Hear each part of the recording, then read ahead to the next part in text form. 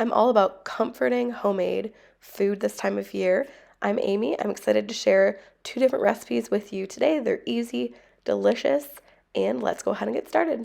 The first recipe I'm making is just a classic comfort food mac and cheese, and I'm doing a broccoli mac and cheese. This recipe was really easy. It was tasty, full of flavor, and I loved that there was broccoli in there so I didn't have to make a separate veggie or we didn't, we had a veggie built in. It was really nice. So to get started, I just added in butter. I called for 4 tablespoons of butter. So I went ahead, added that, and let it melt.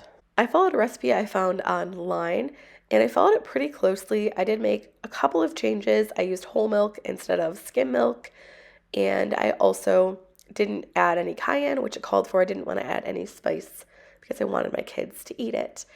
But once the butter melted, I added in a 1/4 cup of flour, and I just kind of stirred that up for about a minute or so, and I slowly added in the milk. I've only made homemade mac and cheese a few times, I think, just because the cheese and flour and milk mixture has always intimidated me, but I decided to give it a try. So for seasoning, I did salt, pepper, nutmeg, just a tiny, tiny bit of nutmeg, because I find that can really be an overwhelming flavor. And then I went ahead, once all the milk was in, I added the seasonings, I added in the broccoli, and I used fresh broccoli. I'm sure you could just throw in frozen broccoli as well. And I added in some cheddar cheese that I freshly grated.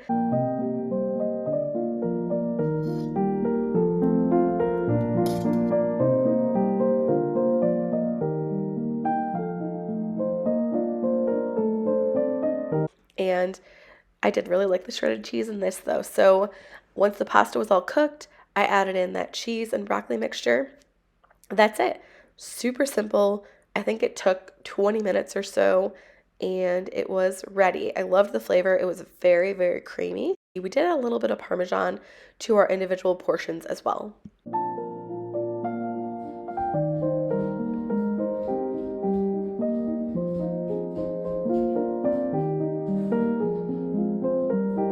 Here's everything I need for dinner tonight. It is my husband's birthday, so I'm making him enchiladas, which is his choice. I'm actually using this recipe that we got from Home Chef like a few years ago now, and it's still his favorite enchilada recipe. I don't have a jalapeno, or radish, but I have everything else. So I'll just quickly show you the ingredients I need for this recipe. Some tortillas, cheese. I just have Mexican blend cheese, calls for Chihuahua cheese. Corn, this is black beans. We have some taco seasoning I've used for something else already, and we only need a couple tablespoons of that. So it's nice that, I have an already opened pack. And I couldn't find actually enchilada sauce. We like the Frontera enchilada sauce, the red one, and I couldn't find it today. So I just got this pack, plus I got passata instead of tomato sauce. This calls for water and tomato sauce. So I figure I'll just use this in replacement of water and of tomato sauce. So hopefully that'll work out well. Onion, poblano, and you could add a jalapeno if you'd like it a little bit spicier. I always like to do the chopping first, so I'm gonna chop up my onion. I'm just gonna go ahead, I think, and dice it. And then we'll chop up the poblano pepper. And so you would also chop up the jalapeno if you're using jalapeno as well.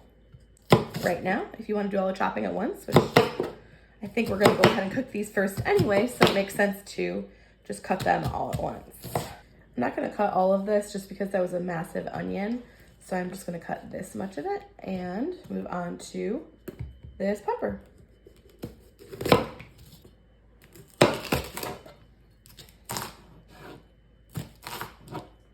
These have a very hard, thick skin, so that knife didn't work very well. But I'm gonna go ahead and dice these up and try to get a similar size as the onions. The veggies are chopped up, so I'm gonna bring these over to the stove. And I'm gonna add them right into this hot pan with some olive oil. And we're just gonna cook these a few minutes. I want the peppers and onions to start to get soft. While the onions and peppers cook, I'm gonna go ahead and get started on the sauce. If you're using an already made enchilada sauce, you don't have to do this part. I'm adding in most of this. I want 20 ounces, and this is a 24-ounce jar because, like I said, I'm not using any water in this. I'm gonna add in the enchilada seasoning packet. And this says to mix it, bring it to a boil, reduce the heat, and simmer 5 minutes or until thickening. I actually think I do need to thin it out with a little bit of water because it is just pretty thick. I didn't really know exactly what this passata was, but that's good. At this point, the onion and pepper is cooked. So I'm gonna add in my black beans, my corn. I just used frozen corn. You could use fresh, canned corn, whatever you want. I'm gonna give it a quick mix. And then I'm just gonna add in the rest of this taco seasoning packet. It looks like about 2 tablespoons, plus a little bit of water. And then we'll mix this up, cook it for a couple of minutes. My corn is not frozen anymore. I let it thaw in the fridge. But, you know, it's okay if it was because we're gonna bake the enchiladas too. So I'm gonna go ahead and cook it for a couple of minutes, and then I'm gonna let it cool for a little bit while the sauce cooks. And so I can work with it a little bit easier. Smells delicious already. Smells like tacos. If you want to make it a non-vegetarian dish, you could add, you know, any sort of taco meat, ground beef, chicken, ground turkey, or ground chicken, you know, whatever you'd like. We really like to keep this vegetarian. We think it's really good, but I also love specifically ground beef in enchiladas or tacos. Now I want to season it with salt and some of the cheese, about 1/4 of it. I think that looks good.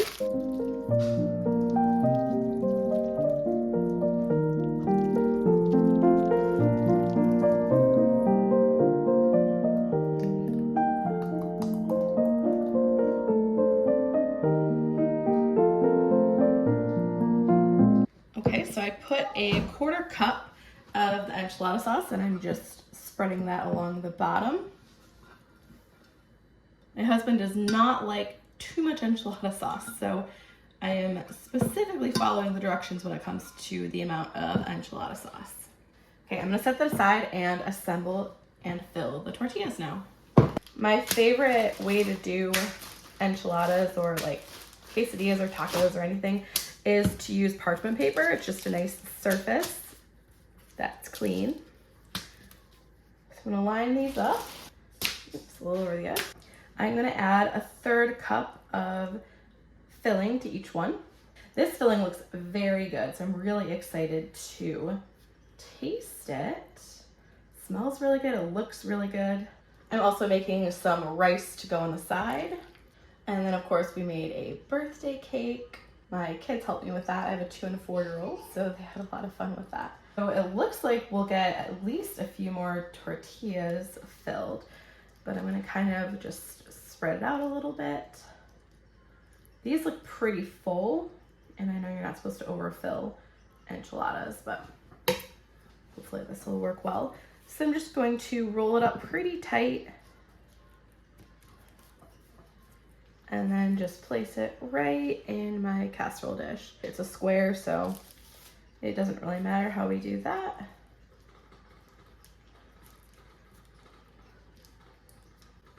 You might be able to hear the rice cooking in the background. I think I need to turn that down a little bit. I have not made this recipe for a while. I've made variations of this recipe, but I've never actually gone back to the original recipe to see what the ingredients were. But we got Home Chef for a couple of years, kind of on and off. It's kind of a really fun, we really liked the service. It looks like I can fit 5 in here, so I'll need another dish because I definitely have more filling. And I have more tortillas, and I have extra sauce if I need extra sauce. So I'm gonna go ahead and get another plate, another casserole dish ready. This is my other dish. It's a little bit long, but I'm gonna go ahead and just pour the enchilada sauce on top, just so it's mostly covered. I'm going to leave the edges not uncovered, just so they get a little bit crispy. I tasted the enchilada sauce, it's really good, but I will say it is a little bit salty, but I'm just gonna sprinkle the cheese right on top. So I'll do half on this pan, half on the other pan. Here are the enchiladas. They look really good. I don't think I over-sauced them, so I think my husband will really like them. Oh, there's a rogue boot. My 2-year-old loves playing with shoes and putting them on, taking them off. But I'm gonna go ahead and bake this in the oven. I also made rice to go on the side. This is just rice-a-roni Mexican rice. My sister made this for us when we were on a family vacation, and we really liked it. It's easy, but it's really tasty. So I just made that to go on the side. And cake decorating is not my strong suit, but in case you're interested in seeing, my kids and I made this cake for my husband for his birthday. Put a little sprinkle smiley face. And he requested a 9x13 chocolate cake with chocolate frosting. So there it is. I'm gonna go ahead, wrap up his gifts. I have some extra enchilada sauce. I'm gonna go ahead and freeze this, and next time I make enchiladas, I'll use this sauce. I did wanna add that I do normally buy the reduced sodium taco seasoning. And so I do find that the taco seasoning without like the regular sodium is pretty salty. But actually this is just tomatoes and salt, whereas tomato sauce, I don't know if it has salt or at least as much salt in it. So it is a little salty, but I mean, I like salty, so there's no issue there. So I'm gonna go ahead and freeze this up. It'll be really nice to have this for next time. And then here's that rice. I actually added a little bit of the tomato passata to this rice, along with just the seasoning packet that comes in the box. And I do also want to add that I'm going to cover these with foil, bake them at 375 for like 15 minutes, take the foil off, and bake them a little bit longer. So I'll show you how they look when they're all done. These were perfect, so good, and I loved that enchilada sauce. It was amazing. I'm so glad I have more in the freezer.